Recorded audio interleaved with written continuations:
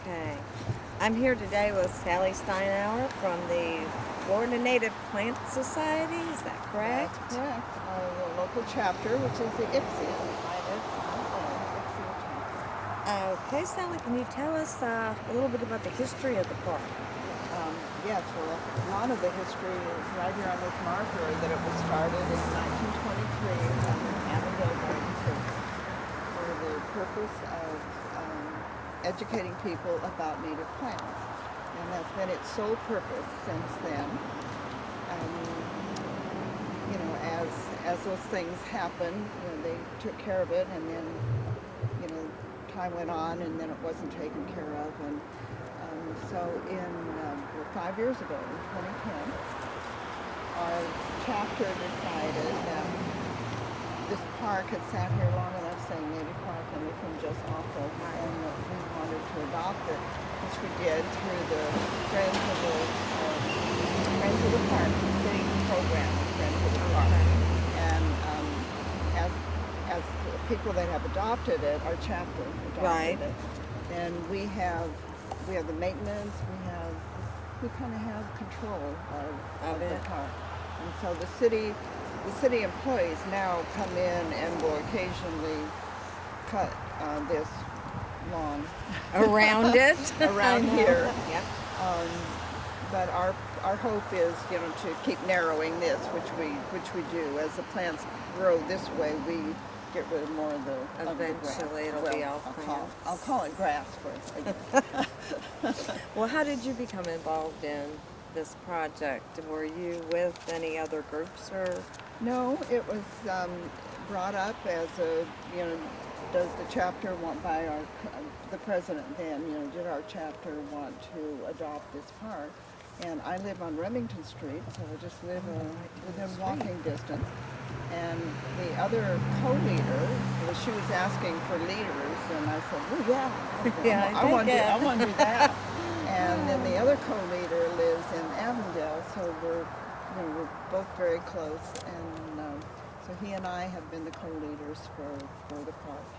And when we first took it over, it was just completely overrun with all kinds of vines and invasive plants, and it was not a pretty sight.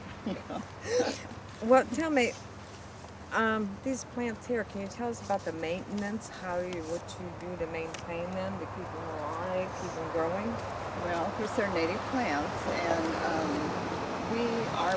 the Florida Native Plant Society defines native plants as plants that have been here in Florida since the time that before the first people from Europe came over, and Ponce de Leon stepped out of his boat and said, "This is La Florida, the land of flowers," and which is where the state got its name. And so these are plants that have been through everything: our droughts, our rains, our cold, our hot, the heat. The hurricanes.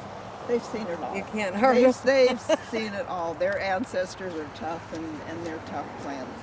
But they do need some TLC, and especially when you first put them in the ground, they need to have some watering on a pretty regular basis for a while. Even though the plant might be drought tolerant, it still needs some water to get established. And so we have our irrigation system over here with our hose and our watering cans, and that's how we got everything in the park that we planted, which is almost everything except the big plant. That's how we got them going. And once you get them established, once you get them going, it's pretty much walk away and enjoy them. There's no such thing as no maintenance. No. But there is low maintenance. And that's really good. The water conservation is also a wonderful thing. Right. And it's the conservation, and it's also the purification of the water, because unfortunately we all know what the green algae looks like in the St. John's River, and it's terrible. It's not a pretty picture. No, it's not at all. And we can, by using native plants and having having a lot of plants instead of a lot of lawn that has to be fertilized and maintain herbicide and pesticide and all those things. To go we back can into our do. river. Yes, yeah. Yeah. That they And the that river are doesn't certainly move. not harmful, that are certainly not beneficial to our No, wildlife, our birds, our No. bees. and nothing either. You have meetings. How many members do you have? We have 89 members, and we meet on the third Thursday of the month at the Regency Square Library at 6:30 in the evening. We have wonderful field trips. We just this past Saturday had a great field trip to the Julington Durbin Creek Preserve Oh, okay. with Jim Draper leading the field trip. Right. We know I Jim mean, Draper well. you put those two things together, you can't get any Yes. better. Yes. And then we have our monthly meetings, and we have speakers who come and talk. And talks at your meetings. I also read on here where it also says you have work days that certain people come and work. Is that correct? Yeah. That's for this park. When we first started, we were here, I would say, if not every, it was almost every single Saturday Oh, wow. for 2 years, just cleaning it out and getting rid of the things that Didn't need to be that shouldn't here have anymore. been here, and putting in our plants. And now we come on the second Saturday of the month.